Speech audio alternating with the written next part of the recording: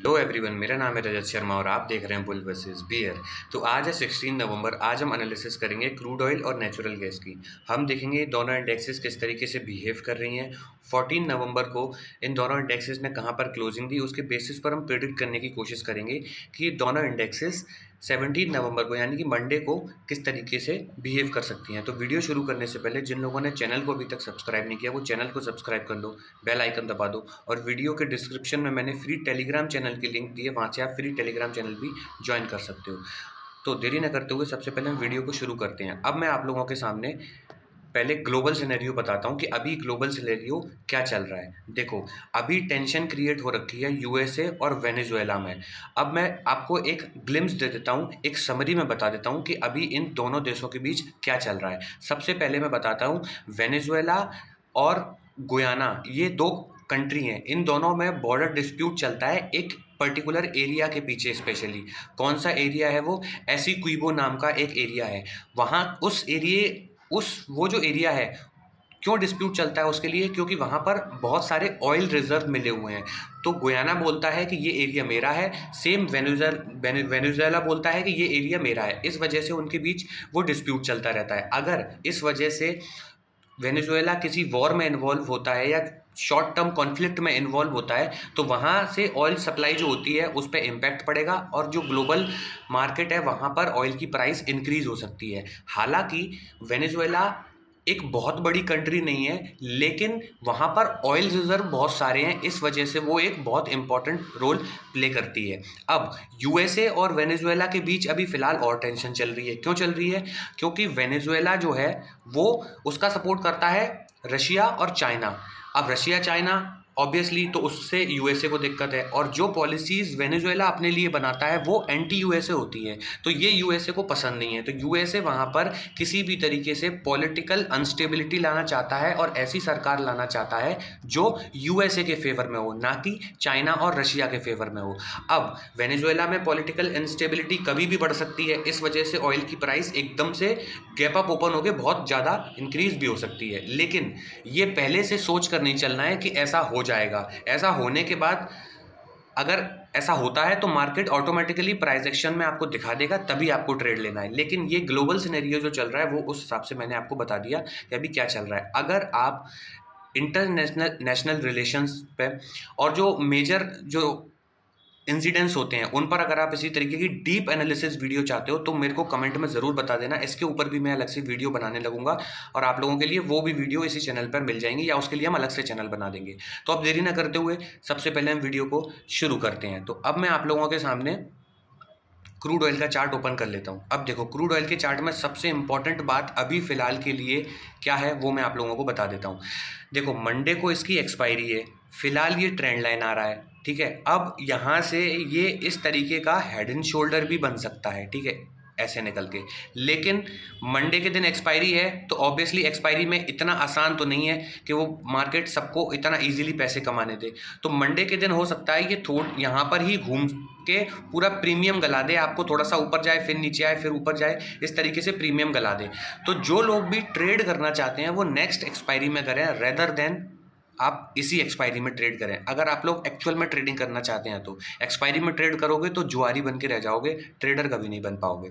अब मैं इसके फिलहाल आपको लेवल्स देने की कोशिश करता हूं कि ये किस तरीके से मूव कर रहा है। अब देखो, डेली टाइम फ्रेम पे देखो, अगर ये एक चैनल था, इस चैनल में बहुत टाइम से घूम रहा है। इस चैनल का ब्रेकआउट एक बड़े से रैली के बाद ये एक बुलिश फ्लैग चैनल बना।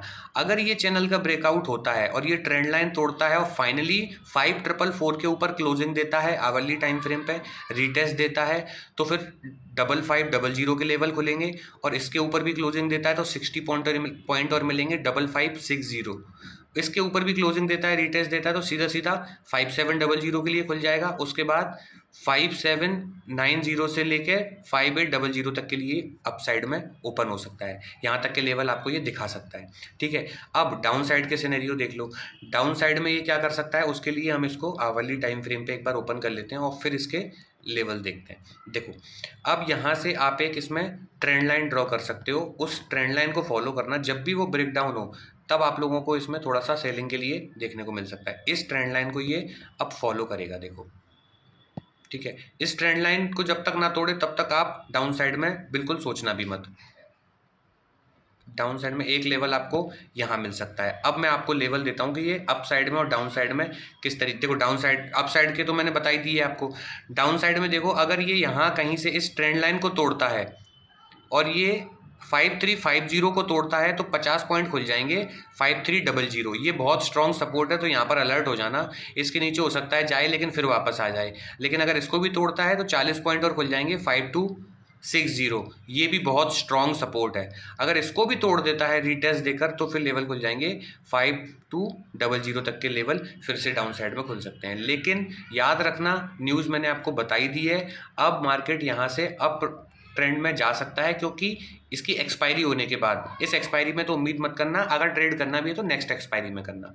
अप साइड के लेवल मैं आप लोगों को ऑलरेडी दे चुका हूँ, एक बार फिर से बता देता हूँ कौन सा इंपॉर्टेंट लेवल है। मैं बहुत दिन से डिस्कस कर रहा हूँ, इसको निकलने दो इस ट्रेंड लाइन को। इमीडिएट रेसिस्टेंस है, इस रेसिस्टेंस को भी तोड़ने दो। ये लिक्विडिटी एरिया होता है, इसके ऊपर अगर क्लोजिंग देता है, फिर रीटेस्ट देता है, तो फिर 5500, फिर 5560, फिर यहाँ से 5700 तक के लेवल इस तरीके से अपसाइड में ओपन हो जाएंगे। आई होप आप लोगों को क्रूड ऑयल के लेवल समझ में आ गए होंगे। अब जिन लोगों को वीडियो अच्छी लगी है लाइक कर दो, चैनल को सब्सक्राइब कर दो, और वीडियो को लाइक एम रखते हैं हम 150 लाइक्स का।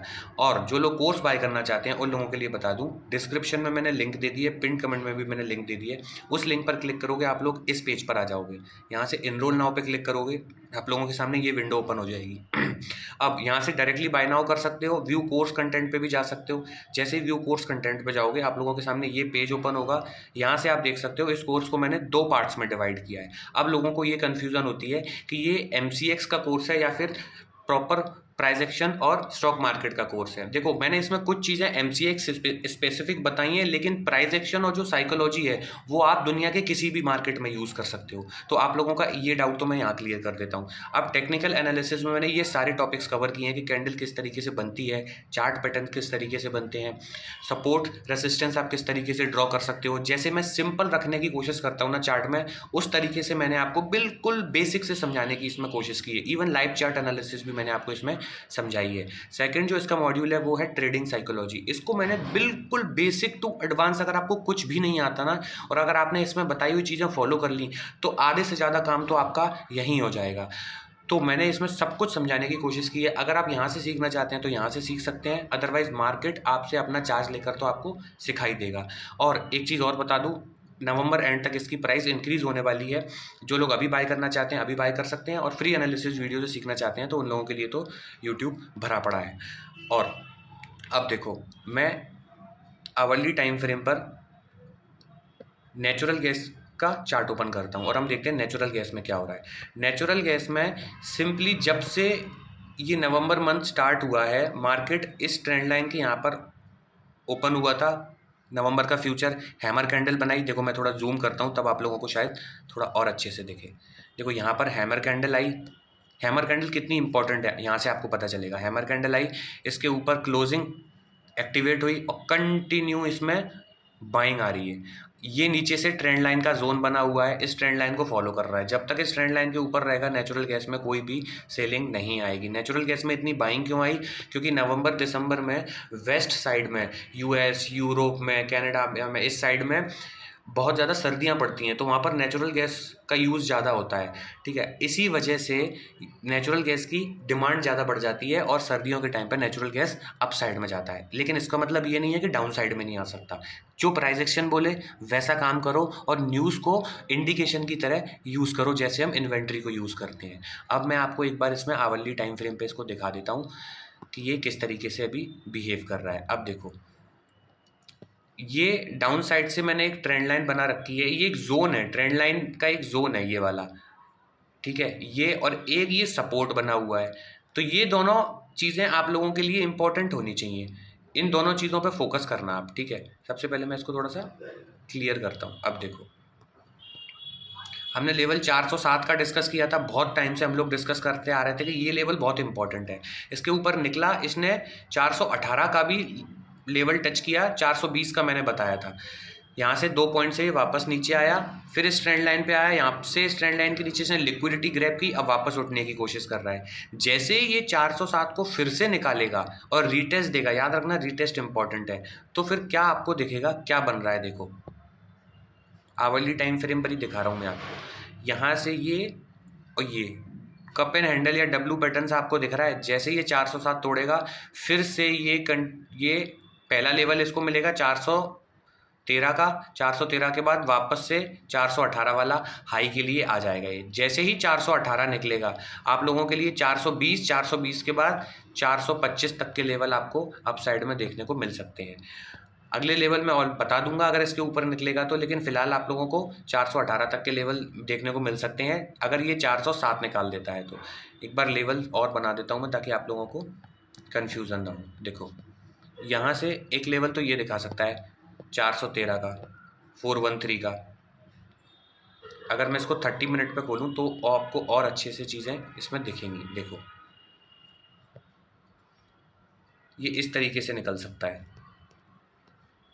यहाँ से ऐसे आया, ये अपसाइड जा रहा है, इस हाई को तोड़ने दो, स्ट्रक्चर को चेंज करने दो, 407 को तोड़ने दो, इसको तोड़ेगा सीधा सीधा 413, इसको तोड़ा तो 418 के लेवल दिखा सकता है, 418 को निकला 2 पॉइंट और 420 तक के लेवल भी मार्केट यहाँ से दिखा सकता है। तो अप साइड के लेवल तो ये हो गए फिलहाल मंडे के लिए।